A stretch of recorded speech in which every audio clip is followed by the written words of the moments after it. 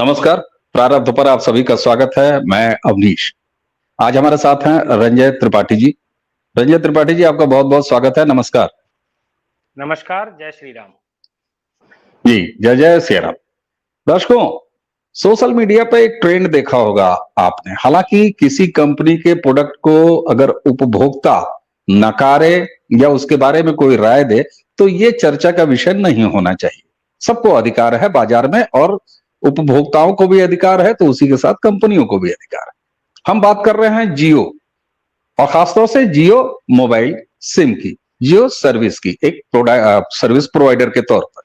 आप सबने देखा होगा कि शुरुआत में कुछ व्यंग किए गए।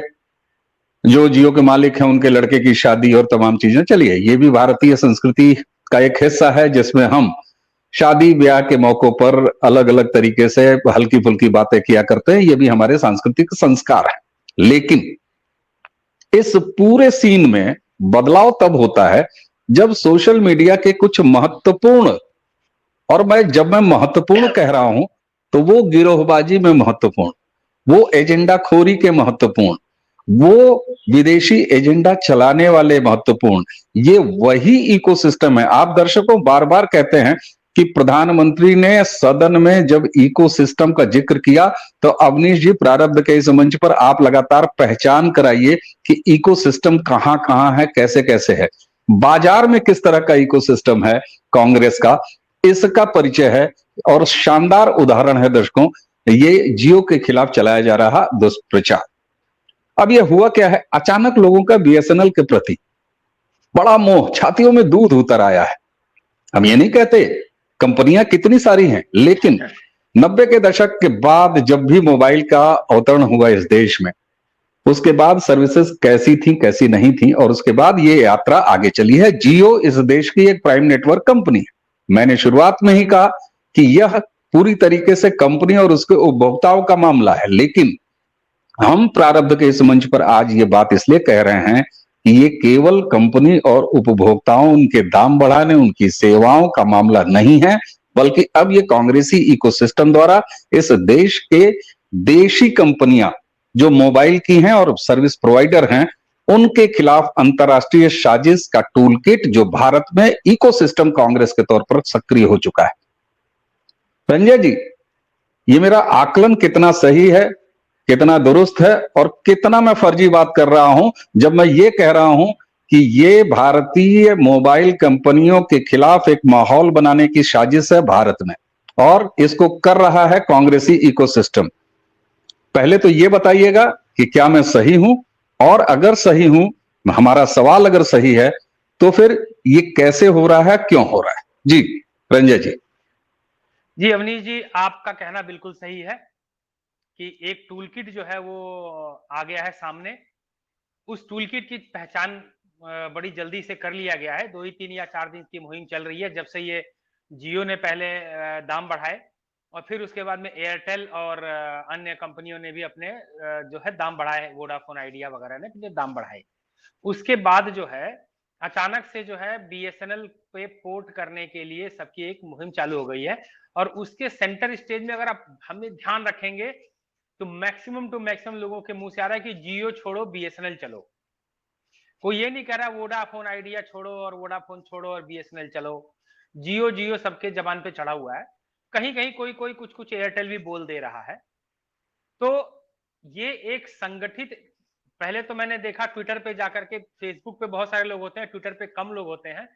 और ट्विटर पे जाकर के आप जब एक लाइन 2 लाइन 4 लाइन पढ़ते हैं, और कुछ हैंडल्स को जब आप एग्जैक्टली वही के वही पढ़े हुए आप ट्वीट किए हुए देखते हैं, तो आपके कान खड़े हो जाना चाहिए कि ये क्या और कहां से ड्राफ्ट आ रहा है, और ये ड्राफ्ट कहां से आ रहा है और कहां जा रहा है। चलिए हम इस पे आते हैं और कुछ बड़े इंटरेस्टिंग फैक्ट्स हम दर्शकों को बताते हैं। सबसे पहले कि बीएसएनएल जो है वो एक सरकार का उपक्रम है। सरकार का कोई भी उपक्रम आगे जाए, सरकारी उपक्रम अच्छा करें, हम सबकी ये चाहत है, उसमें कोई दो राय नहीं है।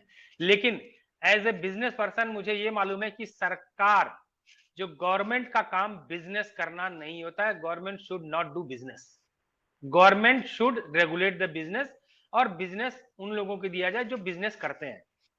तो बीएसएनएल का अगर 2 मिनट में संक्षिप्त आपको बता दें तो ये बीएसएनएल सबसे पहले जो है शुरुआत में आप देखा होगा मोबाइल आने के पहले घर घर में लैंडलाइन लगवाती थी। मेरे घर में भी लैंडलाइन लगा था। उस लैंडलाइन को लगवाने के लिए लगभग 6-8 महीने का इंतजार करने के बाद और एसडीओ को 1000 रुपया घूस देने के बाद वो लगा था। और लगने के बाद महीने में एक बार वो जरूर खराब होता था, क्योंकि वो लाइनमैनों द्वारा तार काट दिया जाता था कहीं ना कहीं से, जिससे आप कंप्लेन करें और फिर जब वो लाइनमैन उसको लगाने आए तो वो 100-200 आपके पास से लेके के जाए। ये उनके कमाई का एक जरिया हुआ करता था। उसी तरह से जब टेक्नोलॉजी इवॉल्व हुआ, बीएसएनएल के मोबाइल आए, आपको ध्यान होगा कि इनकमिंग का भी पैसा लगता था, आउटगोइंग का भी पैसा लगता था। जब बीएसएनएल का लॉन्च हुआ उस समय पे, जिस वक्त में बीएसएनएल का मोबाइल लॉन्च हुआ था, बाजार में सबसे सस्ता था। भले इनकमिंग रेट हो या आउटगोइंग रेट हो, सबसे सस्ता था। लेकिन मैक्सिमम टू मैक्सिमम लोग, बहुत लोग बीएसएनएल पे नहीं गए। उस समय के जो सर्विस प्रोवाइडर हुआ करते थे, हच थे, उषा थे, एयरसेल था और क्या क्या था, उधर लोग जाते थे। ऑरेंज वगैरह थे, उधर जाते थे, करते थे। बीएसएनएल कभी भी इतना बड़ा उस समय भी अपने जब लोवेस्ट इनकमिंग और आउटगोइंग थे तब भी मार्केट में पैठ नहीं बना पाया। वो इसलिए नहीं बना पाया कि अगर आपको याद हो तो बीएसएनएल के सिम ये बीएसएनएल के कर्मचारी ही ब्लैक में बेचा करते थे। और नेटवर्क ऐसा था कि आपको मतलब the number you are trying to reach is not reachable. बगल में बैठा हुआ है, the number you are trying to reach is not reachable. ये उनका होता था। और 20 बार 25 बार लगाएंगे तो लगेगा, और इसलिए इसका नाम ही पड़ गया था, भाई साहब नहीं लगेगा। तो ये तो उनकी सर्विस प्रोवाइडर था, जिसकी वजह से बीएसएनएल का भट्टा बैठा। इसमें किसी पब्लिक का दोष नहीं है, इसमें किसी प्राइवेट प्लेयर का दोष नहीं है। उन्होंने अपने नेटवर्क अच्छे किए, उन्होंने अपने सर्विस प्रोवाइड किए। उनके कॉल सेंटर पे आप कॉल कीजिए, रिस्पांस मिलता था, कंप्लेन कीजिए, वो मिलता था। उसी तरह से जब ब्रॉडबैंड सर्विसेज भी आई तो आप देखेंगे कि मैंने भी बीएसएनएल का ब्रॉडबैंड लगवाया था, और शायद 3 या 4 या 5 महीने मैंने कटवा करके मैं दूसरे पे शिफ्ट हो गया था। क्योंकि आए दिन बारिश हुई तो नेटवर्क डाउन, आंधी पानी हवा चली तो नेटवर्क डाउन, कुछ नहीं हो रहा है तो भी नेटवर्क डाउन, क्योंकि 100 रुपया लाइनमैन को लेकर के जाना है। तो मैंने कान पकड़ के पिंड छुड़ाया, काम करेंगे, थोड़ा सा ज्यादा पैसा लेंगे, प्राइवेट सेक्टर के पास जाएंगे और वहां पे काम करेंगे। तो बीएसएनएल की ये इतिहास रहा है। आज बीएसएनएल बहुत अच्छा हो गया है, मुझे इस बात की कोई गारंटी नहीं, इसमें संदेह ही है। बीच में कुछ लोग जो अचानक से जिनको बीएसएनएल के प्रति मोह उत्पन्न हुआ है, वो लोग ये बोल रहे थे कि बीएसएनएल बिक गई, बीएसएनएल बिक गई, बीएसएनएल बिक गई। जब ये बीएसएनएल एक ऐसी कंपनी जिसका कोई डिसइन्वेस्टमेंट नहीं हुआ है। सरकार कई बार बोल भी चुकी है डिसइन्वेस्टमेंट नहीं हुआ है। हाँ, लैंडलाइंस खत्म हो चुके हैं ऑलमोस्ट, शायद ही कहीं पे लैंडलाइन अब आपको मिलेगा बीएसएनएल का।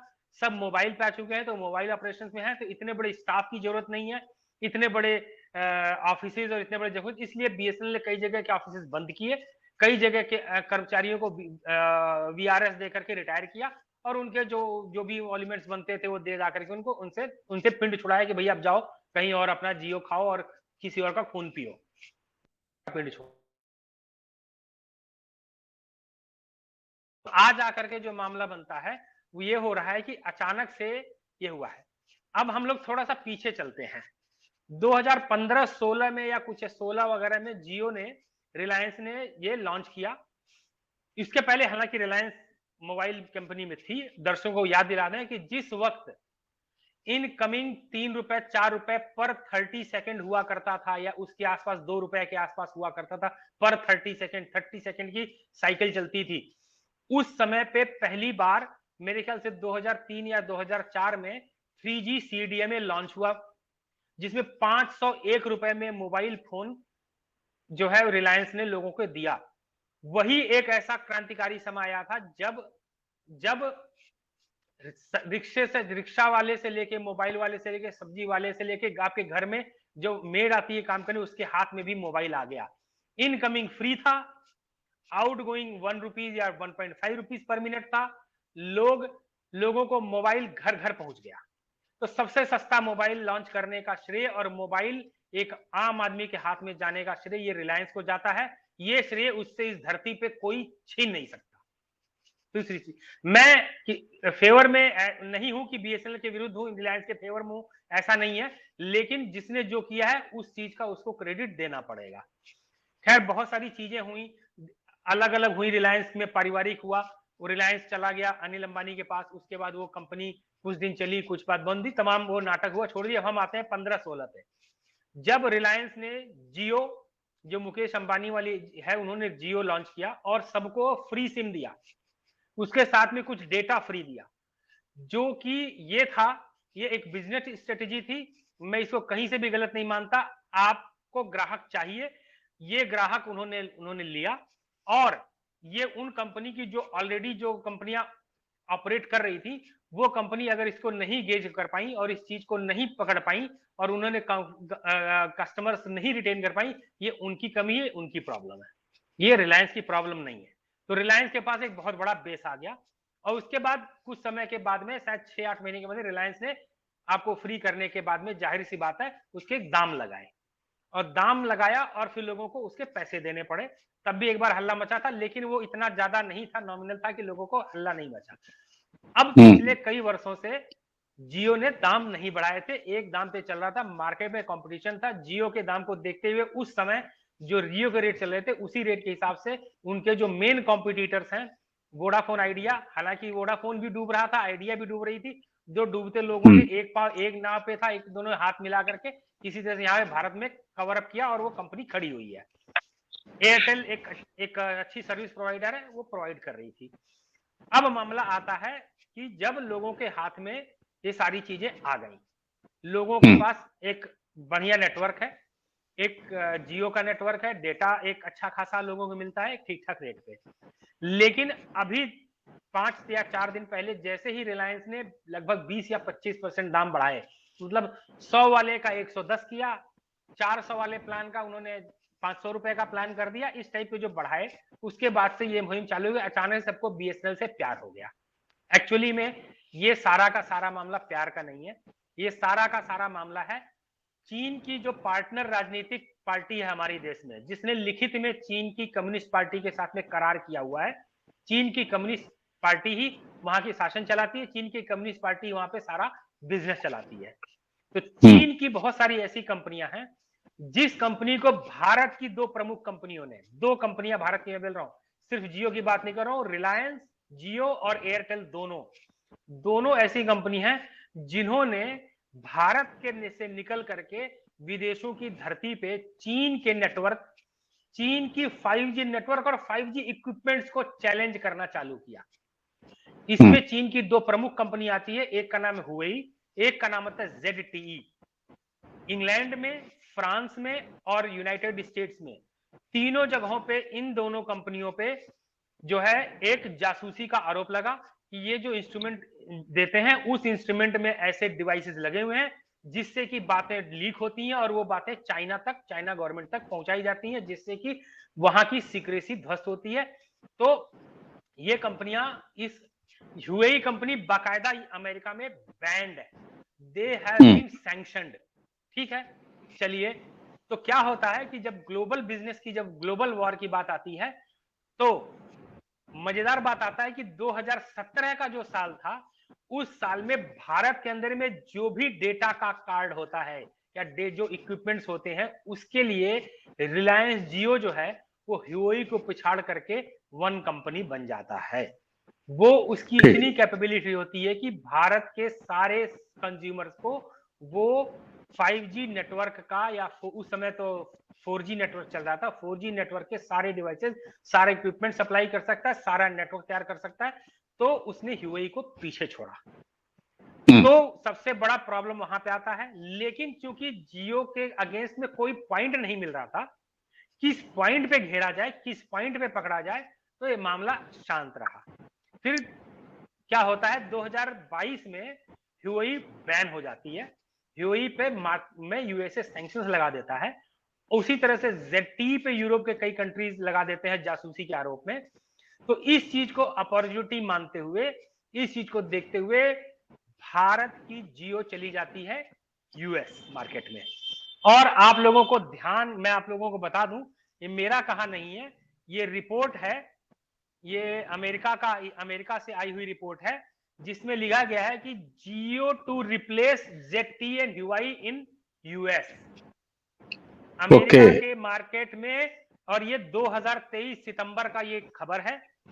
आप उसमें आए हुए कि ZTE और along with TCS, Tata consultancy services जो है, they will be providing the IT solutions, Jio will be providing the communication solutions. और इन लोगों ने जो है एक ये जेटी और ह्यूई को यूएस में रिप्लेसमेंट करने के लिए पूरी की पूरी सक्षम है और रिप्लेस हो रहे हैं। ये रिपोर्ट है फाइनेंशियल एक्सप्रेस का 11 सितंबर 2023 का।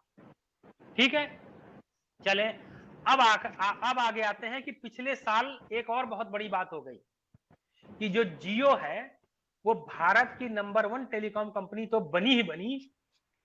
टेलीकॉम जो जब आप ब्रांड, कौन सा ब्रांड कितना स्ट्रांग है, जैसे कि आप देखे होंगे तो कोका कोला को आप एक स्ट्रांग ब्रांड मानते हैं, पेप्सी एक स्ट्रांग ब्रांड है, एडिडास एक स्ट्रांग ब्रांड है, आईबीएम एक स्ट्रांग ब्रांड है। उसी तरह से जब आप ग्लोबल ब्रांड्स में जाते हैं और इंडिया ब्रांड्स में जाते हैं तो भारत में जियो सबसे स्ट्रांग ब्रांड के रूप में उभरता है। और globally globally globally Jio is placed 9th। Okay, पूरे विश्व में, पूरे विश्व में। इसके आगे अर्नस्ट यंग है, ईवाई जो कि बहुत बड़ी कंसल्टिंग कंपनी है, Coca Cola, Accenture, pores, Google, YouTube, delight, Instagram, उसके बाद में जियो का नंबर आता है। इस जियो के अलावा के नीचे हैं और सारी telecom companies. It becomes one of the top telecom company in the world. ठीक है, तो एक तो ये बहुत बड़ा दर्द हो जाता है क्योंकि चीन को पीछे छोड़ दिया गया। और उसके बाद एक और आता है, एक खबर और बहुत स्ट्रांग है, चाइना आउट इंडिया इन। अंडरस्टैंड, समझ रहे ये क्या क्या क्या खबर है?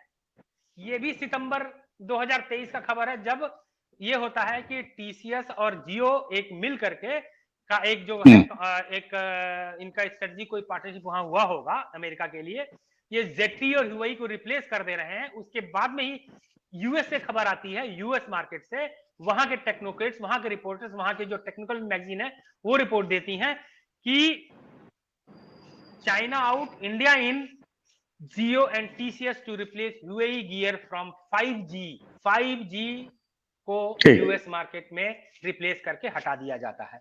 तो इसके बाद हम आते हैं अभी एयरटेल पे।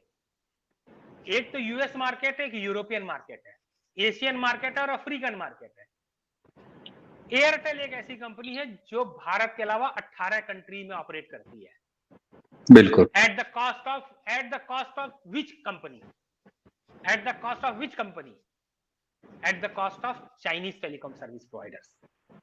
तो चाइनीज कंपनी के पेट में दर्द है कि ये भारत की जो, अब देखिए मजेदार बात ये है कि जो ये जो हमारे यहाँ पे मॉडेम्स इंस्टॉल्ड हैं और जो हमारे यहाँ पे ये जो राउटर्स इंस्टॉल्ड हैं या हमारे यहाँ पे जो कम्युनिकेशन के जो भी इक्विपमेंट इंस्टॉल है, you don't need to get it from ZTE Huawei. Jio का अपना है, जियो प्रोवाइड्स इट। ठीक है, बिल्कुल बिल्कुल, एयरटेल प्रोवाइड करता है। तो उनका हार्डवेयर मार्केट भी गया और सॉफ्टवेयर भी गया और सर्विस भी। फ्रांस और अमेरिका ने जासूसी के आरोप में लिटरली ह्यूई के नेटवर्क को उखाड़ा है और उसकी जगह पे जियो के नेटवर्क लगाए हैं, इक्विपमेंट जियो लगाए हैं। तो चीन का एक बहुत बड़ा दर्द है। और चीन जैसे ही ये दाम बढ़ा है 20 से 25%, तो इस सेंटिमेंट को लेकर के भाई भारत में तो किसी जमाने में जब एक सीजन आता है जब टमाटर का दाम बहुत बढ़ा होता है, आज के समय में एक सीजन आएगा जब प्याज का दाम खूब बढ़ जाएगा, एक समय आएगा जब दाल का दाम बढ़ जाएगा। तो 2004 में चुनाव के समय पे वो प्याज का दाम बढ़ गया था कि प्याज के बेसिस पे जब हमारे देश में लोग सरकारी रिप्लेस कर देते हैं, तो ये था कि भारत के जो चवन्नी अठन्नी दुवन्नी की जो मेंटेलिटी है उसको एनकैश करके अब जियो और एयरटेल जैसी कंपनियों के विरोध में एक मुहिम लगाया जाए, जिसको हमारे यहाँ पे लोग बड़ी जल्दी लपक लेते हैं और लोगों ने लपक लिया है। जी बिल्कुल। और अभी तक रंजय जी इस पूरे विषय को लेकर जिस तरह का माहौल बनाया जा रहा है और एक खास इकोसिस्टम और उसका टूल किट ही लगा हुआ है, तो अब सीधे सीधे बात पे आ जाए, घुमा फिरा के बात करने का अब जमाना नहीं रहा। और जमाना और वक्त और चलन इसलिए नहीं रहना चाहिए कि प्रधानमंत्री ने भी कह दिया है इकोसिस्टम को उसी की भाषा में जवाब मिलेगा। कांग्रेसी इकोसिस्टम भारतीय टेलीकॉम इंडस्ट्री के बढ़ते वैश्विक स्वरूप से क्या चाइना पोषित एजेंडा चला रहा है और चाइनीज एजेंट के तौर पर भारत में काम कर रहा है? ये पूरा अभियान क्या चीन के इशारे पर हो रहा है?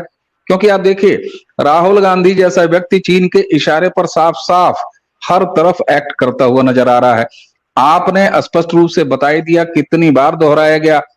प्रधानमंत्री ने कहा कि भाई चीन के साथ उनके समझौते हैं, कांग्रेस पार्टी के समझौते हैं। बहुत सारे दर्शक ये कहते हैं कि साहब अगर समझौता है तो कार्रवाई क्यों नहीं होती। अरे भाई साहब, एक पार्टी का दूसरी पार्टी के साथ समझौता है। हमारा और रंजय जी के साथ अगर कोई खतो किताबत हो और कोई दरोगा साहब चले आए कि आप लोग आपस में क्या बात कर रहे हैं, तो ये वही भारतीय मानसिकता है जो चिल्ला चिल्ला के कहने लगेगी कि साहब हमारी सिक्रेसी कहां गई, हमारे जो है गोपनीयता में खलल डाला जा रहा है। बहरहाल, जिस दिन कोई कानून वहां बनता होगा और कोई संवैधानिक मामला आता होगा तो उस दिन उसकी भी जांच हो जाएगी निश्चित तौर पर। स्पष्ट तौर पर पूछ रहा हूं, मणिपुर हो चाहे अभी रशिया गए हैं प्रधानमंत्री, और आप देखिए कि रूस प्रधानमंत्री गए हैं, द्विपक्षीय पहली 3.0 में पहली बार गए हैं। एक तरफ चीन की सुलगी पड़ी है, दूसरी तरफ अमेरिका की सुलगी पड़ी है, वो तो सारा ठीक है, लेकिन यहां देश में जयराम रमेश की क्यों सुलगी पड़ी है? यहां देश में सपाइयों की सुलगी पड़ी है, यहां कांग्रेस की सुलगी पड़ी है। भैया, आप देश के विपक्ष हैं या चीन के एजेंट हैं और चीन के पक्ष हैं? क्या रंजय त्रिपाठी जी ये इस बात को इंडोर्स करेंगे कि यह पूरा भारतीय टेल, हम जियो या एयरटेल एक दो कंपनियों की बात नहीं कर रहे हैं, हम भारतीय टेलीकॉम इंडस्ट्री की बात कर रहे हैं जो वर्ल्ड लीडर बन रहा है, जिसके आपने तमाम सबूत दिए। क्या चीन के इशारे पर यह सारा नेगेटिव एजेंडा चलाया जा रहा है और अचानक सबकी छातियों में दूध उतर आया है बीएसएनएल के लिए? हम ये भी कहेंगे, हम सरकारी कंपनी बीएसएनएल की बुराई नहीं कर रहे, लेकिन आप अपनी सर्विस ठीक करिए तो हम आपको भी लेंगे, वरना तो आपके लिए जुमला वही चिपक चुका है, बीएसएनएल मींस भाई साहब नहीं लगेगा। और उससे आपने ना उबरने की कोशिश की और इसीलिए वो प्रशिक्षण कायम रहा। मेरा सवाल वही, क्या ये सब चीनी एजेंट है जो चीनी एजेंडा चला रहे हैं भारतीय टेलीग्राम इंडस्ट्री के खिलाफ? जी, एक और इंटरेस्टिंग फैक्ट बताता हूं। हमें इस मामले में कोई दर्शक, जो आपने भी बोला, मैं कोई दो राय नहीं रखना चाहिए कि चीन के साथ में कांग्रेस पार्टी का पैक्ट है। वो पैक्ट किस स्तर का है वो ना हम जान पाएंगे ना हम लोगों को कोई बताएगा, क्योंकि वो तो उन्होंने साइन कर लिया। वो किस स्तर तक का भारत का इंफॉर्मेशन चीन को देंगे, चीन को क्या, चीन की कौन सी स्ट्रेटेजी को भारत में लगाएंगे, ये उन लोगों का आपसी पैक्ट है। हम लोगों का काम है कि उस चीज को ध्वस्त करना, क्योंकि हम लोगों को भारत का हित देखना है। भारत के हित के लिए कुछ भी करना हो, मेरा पर्सनल कुछ नुकसान हो जाए, मुझे कोई चलेगा। आज ही मैंने एक कस्टमर को, मैं टेक्नोलॉजी बिजनेस करता हूं, आज ही एक कस्टमर को मैंने बोला कि भाई साहब ये पर्टिकुलर प्रोडक्ट या तो हम इंडिया में बनाते हैं, ये हम वो करेंगे, नहीं तो इस प्रोडक्ट के लिए हमारी फ्रेंच कंपनी के साथ में और एक अमेरिकन कंपनी के साथ में पैक्ट है, हम उनका प्रोडक्ट करेंगे, नहीं तो हमने। फिर उसने बोला कि चाइना से बहुत सस्ता मिलता है। हमने कहा आप ले लीजिए, चीन से सामान मंगाने पे मुझे 1 लाख रुपया मिलेगा, यहाँ से मंगाने पे 1 लाख रुपया मिलेगा, मुझे चीन की तलांजलि देता हूँ, मुझे नहीं करना है।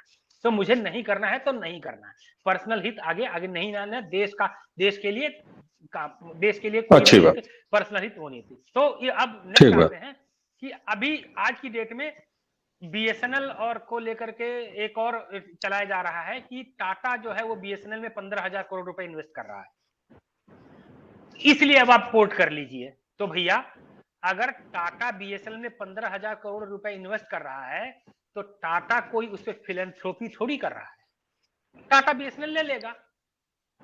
टाटा जैसे, अगर दर्शकों को बता दूं कि एक भारत में हुआ करती थी विदेश संचार निगम लिमिटेड, बीएसएनएल। बीएसएनएल, जिन लोगों ने इंटरनेट का डायलिंग वाला इंटरनेट यूज किया होगा और उस जमाने में इंटरनेट ईमेल आईडी यूज किए होंगे, उस समय पे ईमेल आईडी बताता था ranjaytripathi@bsnl.net.in। विदेश संचार निगम लिमिटेड भी टाटा ने खरीद लिया था इंटरनेट की सुविधा प्रोवाइड करने के लिए। आज तक अभी उसका नाम बीएसएनएल क्यों नहीं है? वो खरीदने के अगले साथ ही तो उसको टाटा टेलीकॉम कर दिया। जो आज टाटा टेलीकॉम है भाई साहब, वो बीएसएनएल था, विदेश संचार निगम लिमिटेड। तो ये भारत संचार निगम लिमिटेड अगर टाटा खरीद लेगा, टाटा 15,000 इन्वेस्ट करेगा, तो इसलिए नहीं करेगा कि अच्छा 15,000 करोड़ लो, मैं टावर लगा लेता हूं, सबको बढ़िया सा सस्ता से सस्ता ये दो। नहीं, 15,000 करोड़ रुपए mean it's investment. Investment is always for profit, always for money. अगर वो इन्वेस्टमेंट करेगा तो विदेश संचार निगम लिमिटेड हो जाएगा टाटा टेलीकम्युनिकेशन, और फिर वो एक और आपके पास चौथा सर्विस प्रोवाइडर आ जाएगा। तो हमें आ जाएगा। और नहीं है। हमें कोई प्रॉब्लम नहीं। और टाटा आएगा तो क्वालिटी बढ़ेगी, क्वालिटी ऑफ सर्विस बढ़ेगी, और जो एक ओपन मार्केट का सिस्टम है साहब, अच्छा करोगे तो अच्छे ग्राहक पाओगे, सर्विस तुम्हारी हिट होगी, उसमें क्या मैं है। तो कह रहा लेकिन हूँ, मेरा तो कहना है कि बहुत अच्छी बात है, टाटा आएगा और बीएसएनएल में करेगा। उसके बाद टाटा की प्रेजेंस 195 कंट्री में है, चीन और रोएगा। मैं तो चाह रहा हूं कि बीएसएनएल को टाटा ले। टाटा का प्रेजेंस 195 कंट्रीज में है, टीसीएस का भी और टाटा टेलीकॉम का भी। भाई साहब, रंजय जी, चीन खून के आंसू रोएगा, और उनके जो ये रंजय यहाँ पे ये जो टूल किट घूम रहा है ना, इनको चीन सामने से दूर दूर दूर कुकुर दूर करके भगाएगा, जैसे भोजपुरी में कहा जाता है, कुत्तों भाया जाता है। अरे मैं दूर दूर की बात से आगे जा रहा हूं।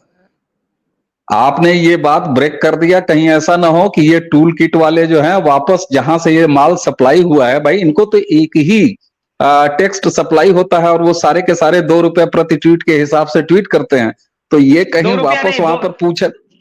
₹2 नहीं, ₹2 भक्तों का दाम है, इनका चवन्नी नाम है। अच्छा ठीक है, तो कहीं ऐसा ना हो कि ये बात आपने यहाँ ब्रेक किया, प्रारब्ध का ये वीडियो उनके हाथ में लगा और वो जाके अपने जो है चीनी मालिकों से पूछे, अबे भैया बीएसएनएल के लिए हमारी छातियों में दूध तो उतरवा लिया, लेकिन अगर टाटा भैया वहां पर चले आए तो तुम्हारी और वाट लग जाएगी, फिर तुम हमसे कहोगे कि हमारे लिए मजदूरी करो।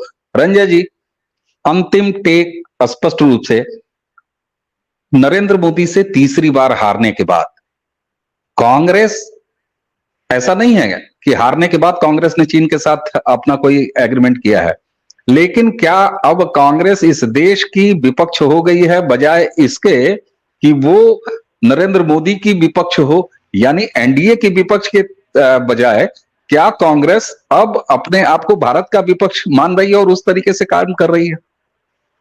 जी, भारत का विपक्ष है, बिल्कुल जाहिर सी बात है। हम नरेंद्र मोदी जी तीसरी बार प्रधानमंत्री बने हैं, विश्व के भारत के पहले प्रधानमंत्री हैं जो 3 बार चुनाव जीत के बने हैं। पहली बार जो नेहरू बने थे, नेहरू सिलेक्टेड थे भाई, और जबरदस्ती के प्रधानमंत्री बनाए गए थे। उसके बाद उन्होंने 2 चुनाव जीता और फिर वो 3 बार बनाए गए, तो नेहरू ने भी 3 चुनाव जीत करके 3 बार प्रधानमंत्री नहीं बने हैं।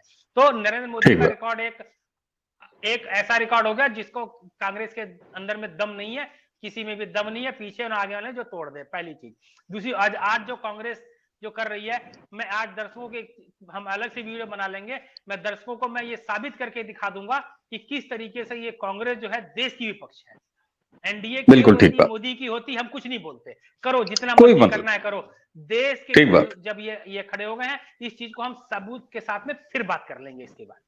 बिल्कुल। और दर्शकों आप देखिए, यहां पर बहुत सारे लोगों को मैंने शुरुआत में कहा, बहुत ज्यादा स्पष्टीकरण नहीं दूंगा, बहुत सारे ऐसे लोगों को लग सकता होगा कि हमको प्रारब्ध को मिस्टर अंबानी से पैसे मिल गए, अरे साहब छोड़ दीजिए, ये सब कुछ नहीं है। लेकिन अगर भारत फर्स्ट, भारत पहले, तो भारत की इंडस्ट्रीज पहले, और अगर उसके खिलाफ कोई इस तरह का एजेंडा चलाया जा रहा है, हम तो बीएसएनएल के लिए छातियों में दूध उतारने वालों से भी कहते हैं, टाटा आ जाए, बीएसएनएल की सर्विस अच्छी हो जाए, ये खुला बाजार है, ओपन इकोनॉमी है साहब, देश के उपभोक्ताओं, हमको आपको भी 4 ऑप्शन नए मिलेंगे और बाहर विदेश में होगा, कुल मिला के भैया ये है, रुपया हमारे खीसे में आएगा, हमारी इकोनॉमी मजबूत होगी, क्योंकि तुमको करनी है चीन की दलाली और यहां पर हमको बनना है 3rd लार्जेस्ट इकोनॉमी। दर्शकों, इसी के साथ रंजय जी आपको बहुत बहुत धन्यवाद, आपने बेहद संजीदा विषय पे बहुत आसान तरीके से, देखिए दर्शक पूछते हैं और प्रधानमंत्री ने जब कह दिया इकोसिस्टम लगातार काम करता है, उसको भाषा में जवाब मिलता है, तो बेहद जरूरी है कि हर क्षेत्र में मौजूद कांग्रेसी इकोसिस्टम की पहचान की जाए और हम इसी तरह से चड्डियां उतारते रहेंगे। तुम्हें सुन लो भारत के दुश्मनों, तुम्हारी भाषा में जवाब देते रहेंगे। रंजय जी आपके साथ बहुत जल्दी कैसे कांग्रेस इस देश की विपक्ष है बजाय इसके नरेंद्र मोदी के विपक्ष होने के, इस पर भी बात करेंगे। दर्शकों, हमें और रंजय त्रिपाठी जी को आज की ये चर्चा समाप्त करने की आज्ञा दीजिए। नमस्कार, प्रणाम, जय जय सिया राम।